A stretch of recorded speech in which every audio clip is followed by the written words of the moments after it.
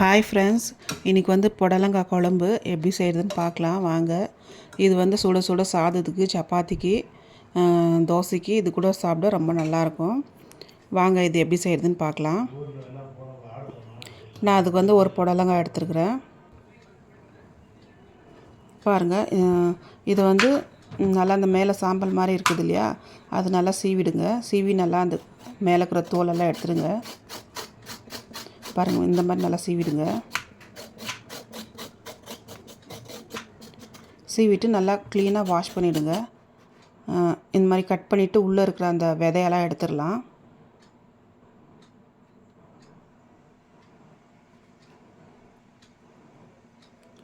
க்ளீனாக அந்த விதையெல்லாம் எடுத்துகிட்டு உங்களுக்கு எந்த சைஸில் வேணுமோ அந்த மாதிரி நீங்கள் கட் பண்ணிக்கலாம்.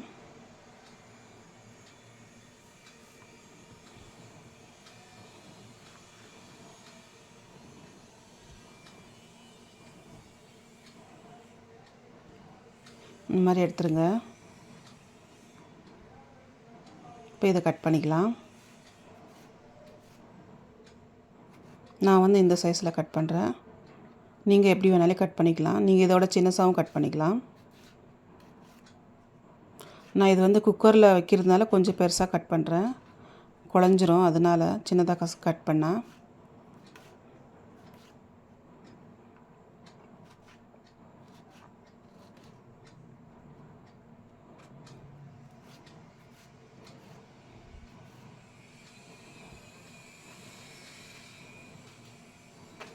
இப்போ கட் பண்ணியாச்சு.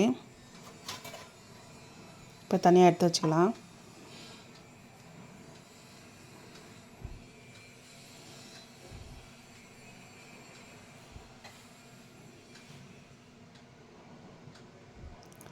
இப்போ வெங்காயம் கட் பண்ணிக்கலாம்.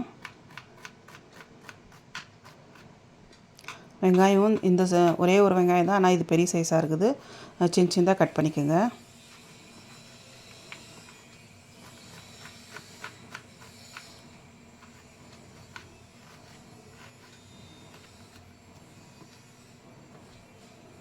இப்போ இதையும் தனியாக எடுத்து வச்சுக்கலாம்.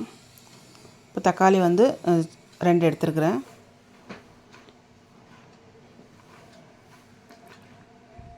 இதையும் கட் பண்ணிக்கோங்க, தக்காளியும் சின்ன சின்னதாக.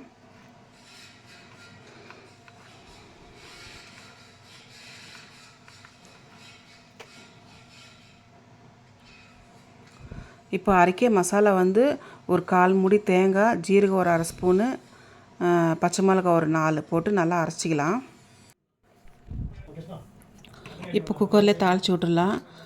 குக்கர் வச்சுக்கின்னு கொஞ்சமாக எண்ணெய் ஊற்றி கடுகு சீரகம்லாம் போட்டுக்கலாம். கடுகு சீரகம்லாம் நல்லா வெடிஞ்சதுமே கட் பண்ணி வச்ச வெங்காயமும் கருவேப்பிலை ஒரு 10 போட்டுக்கலாம்.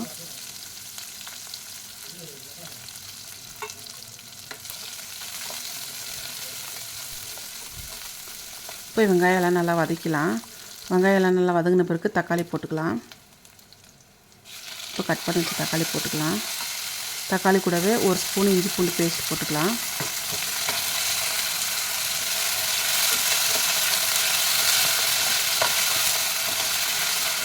எல்லாம் சேர்த்து நல்லா ஒரு 5 நிமிஷம் நல்லா வதங்கட்டும். பாருங்கள், நல்லா வதங்கியாச்சு. இப்போ இது தேவையான மசாலாலாம் போட்டுக்கலாம். இப்போ இது வந்து வீட்டு சாம்பார் தூள் ஒரு 2 ஸ்பூனு, தனியாத்தூள் ஒரு ஸ்பூனு, மஞ்சள்தூள் ஒரு 1/4 ஸ்பூனு, இதெல்லாம் போட்டு நல்லா வதக்கலாம்.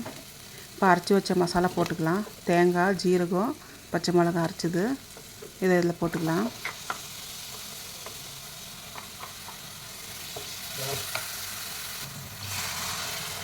கொஞ்சமாக தண்ணி ஊற்றிக்கலாம்.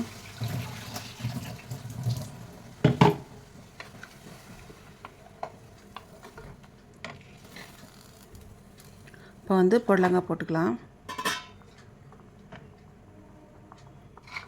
இப்போ இது வந்து ஊற வச்ச கடலையும் பச்சைப்பயிறு கொட்டை இதை இதில் போட்டுக்கலாம்.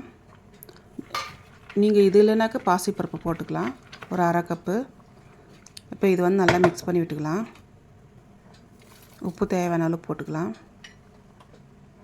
இந்த பச்சைப்பயிரும் கடலையும் போட்டால் ரொம்ப நல்லாயிருக்கும் குழம்பு, அதனால தான் போட்டுக்கிறேன். நீங்கள் பாசிப்பருப்பு போட்டு செஞ்சுக்கலாம், நல்லாயிருக்கும். உங்களுக்கு ரொம்ப திக்காக வேணும்னா குழம்பு திக்காக வச்சுக்கோங்க. நான் கொஞ்சம் தண்ணி மாதிரி தான் வைக்கிறேன். கொஞ்சம் தண்ணி ஊற்றிக்கலாம். நீங்கள் வந்து சப்பாத்தி செய்கிறதா இருந்தால் கொஞ்சம் திக்காக வச்சுக்கோங்க, நல்லா கெட்டியாக. இப்போ வந்து உப்பு காரெல்லாம் கரெக்டாக இருக்குதுன்னு பார்த்துட்டு குக்கர் மூடிடலாம்.